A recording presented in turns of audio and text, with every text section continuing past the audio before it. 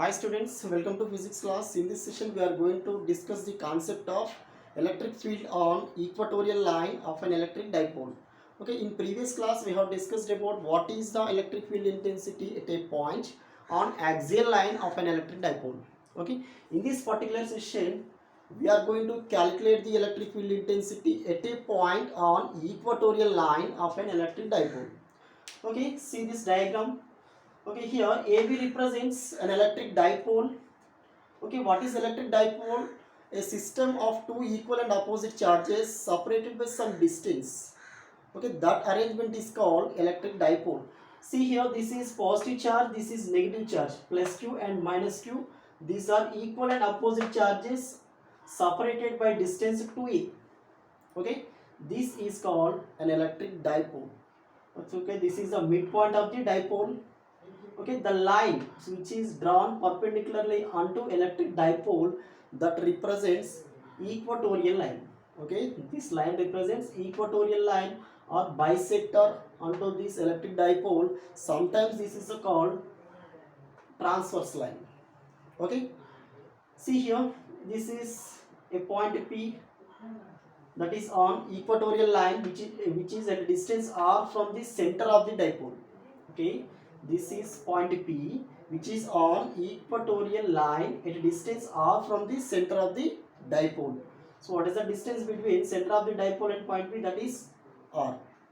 Okay, now we have to calculate the electric field intensity at point P due to this electric dipole. Okay, so this plus charge, that is positive charge, can create the electric field at point P, and the negative charge also can create the electric field at point P individually. So now we have to calculate the electric field intensity at point P due to these two charges, that means due to an electric dipole. Okay, let E1, let's consider what is E1. E1 is the electric field intensity which is acting at point P due to positive charge. Okay, see here, let's consider E1. What is E1? Electric field intensity at point P due to charge plus Q. Okay, what is the direction of the E1? Okay, this is positive charge, so this is the point P.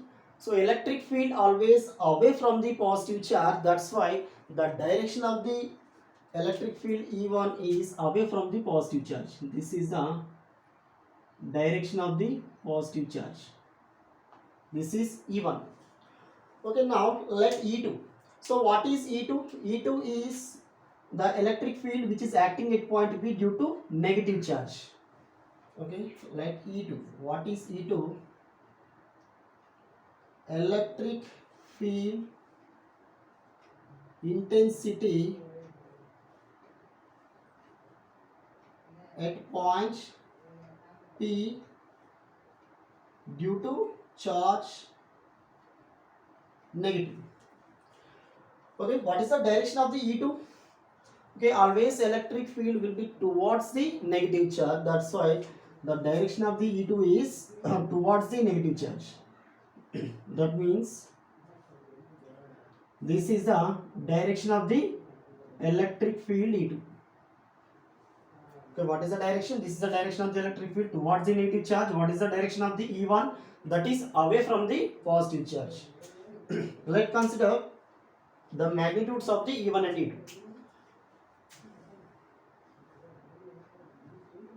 Magnitudes of the E1 and E2. So what is the electric field intensity at point P due to positive charge? That is magnitude E1 equal to 1 by 4 pi epsilon naught. What is epsilon naught? That is the permittivity of the free space. So what is the charge? Q by what is the distance between A and P? Okay, see here. So from this triangle PAO, so we don't know this, we have to uh, find this. So this is R, this is A. Okay, from Pythagoras theory, this is hypotenuse, so this is opposite, this is adjacent. Okay, hypotenuse square is equal to opposite square plus adjacent square. Okay, by using that method we can find this length, the length of the hypotenuse, that is, what is that, r square plus a square whole power 1 by 2. So this is the length of the area. Similarly this is also same, that is r square plus a square whole power 1 by 2. Okay, this is the distance between A and P, that is the distance between positive charge and point P. This is the distance between negative charge and point P. Okay, what is the distance between positive charge and point P? That is r square plus a square whole power 1 by 2 whole square.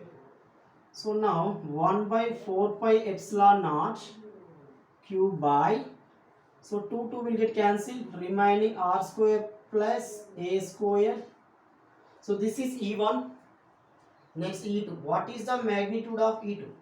So that is 1 by 4 pi epsilon naught. So what is the charge Q? That is not negative. I am not taking negative. So okay, now I am taking only magnitude. That's why Q by r square plus a square whole power 1 by 2 whole power 2. So this is the distance between B and P. What is the distance? R square plus a square whole power 1 by 2 power 2. So what is the formula? 1 by 4 pi epsilon q by r square. So this is r. What is the r? R square plus a square whole power 1 by 2 square means this is the square. Okay, 2 will get cancelled. 1 by 4 pi epsilon naught q by r square plus a square.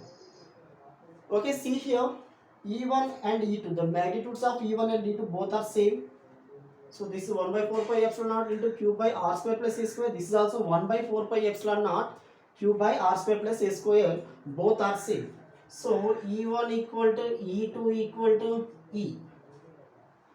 Okay, now we have to calculate the resultant electric field intensity at point P. Okay, how can we find? So let's consider I am taking a parallel line, the line which is parallel to an electric dipole. This line is parallel to an electric dipole. So I am extending this in upwards. Okay, see here, this length is these two lengths are equal, so these angles also equal. From geometry, the alternating angle is theta here. This is also, it makes an angle theta. So now this is E1, this is E2. Commonly E1 is equal to E2 is equal to E. Okay, see here, this E divides into two components. One is parallel to the dipole, another one is perpendicular to the dipole. So okay, for suppose this is E cos theta. Okay, see here, what is the parallel component of E1? That is E cos theta. So what is the perpendicular component? E sin theta.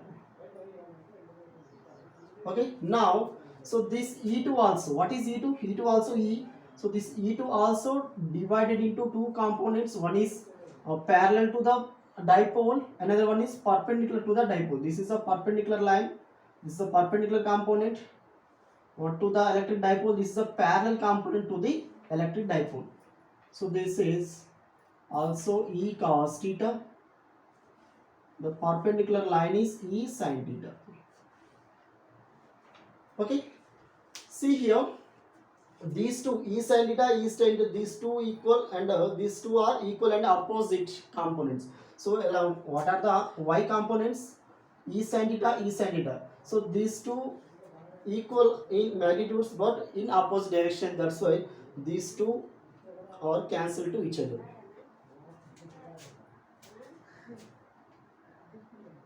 From the diagram, the components on y-axis. the components on y-axis are equal and opposite. So they are cancelled to each other. Cancelled to each other.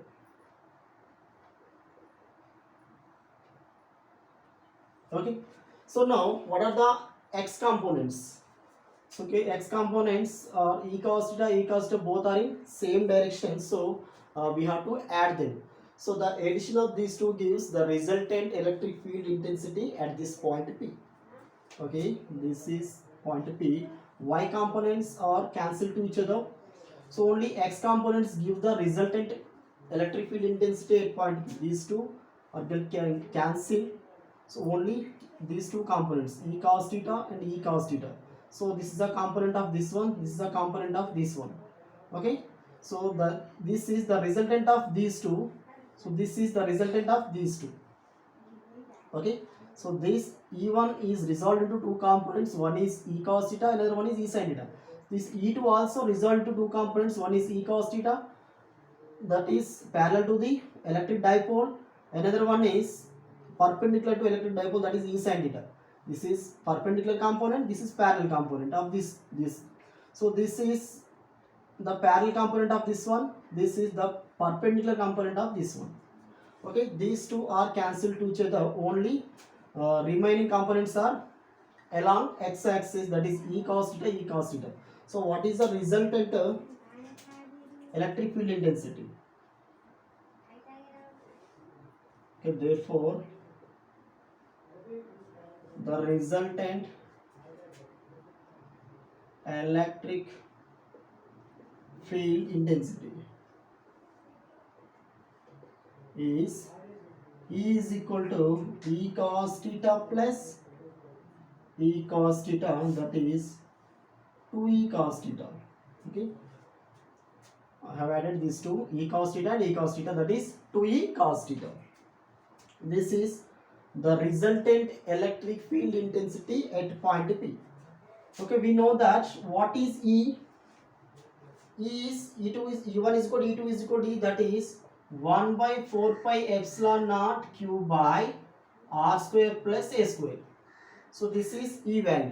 So that is 1 by 4 pi epsilon naught q by r square plus a square into cos theta. So what is cos theta?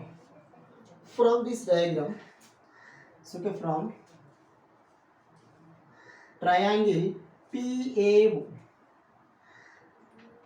So from triangle PAO, what we can write? Cos theta.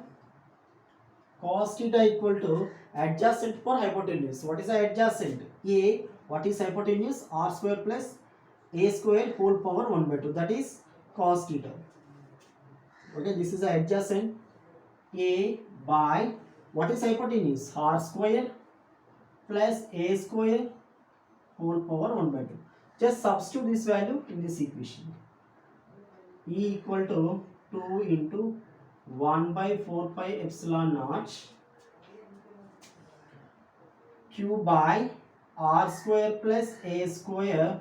What is cos theta? Cos theta is equal to a by r square plus a square whole power 1 by 2. I have substituted here. A by r square plus a square whole power 1 by 2. Okay, see here, this is 2qa, this is 2aq, 2 into a, 2a into q by 4 pi epsilon naught. This is r square plus a square whole power 1. This is r square plus a square whole power 1 by 2. So now bases are equal, so we have to add the powers of these two. So that means r square plus a square 1 plus 1 by 2, that is 3 by 2. Okay, now what is 2a into q? So we know that what is the dipole moment, that is the product of, what is the product of, that is the distance of dipole and the charge of the So electric dipole, that is 2a into q, or q into 2a. So what is our dipole moment? That is the magnitude of the either charge and the distance of the electric dipole. So that gives electric dipole moment. So we can write at this place, that is dipole moment. We can replace this by P.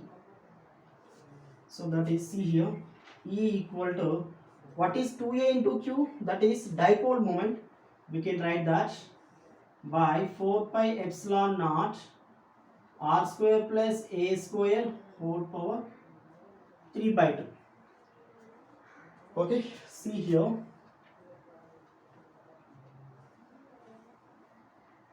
Okay, when a is very much less than to r. So what is a? The distance between these two, center and positive charge, or center and negative charge. So that is a. So when we compare this value, so with this r, when we compare this distance with this distance, this is very much less than to this. So we can neglect this. Then we can neglect a square. So when we neglect a square, so what are the remaining terms? E equal to P by 4 pi epsilon naught.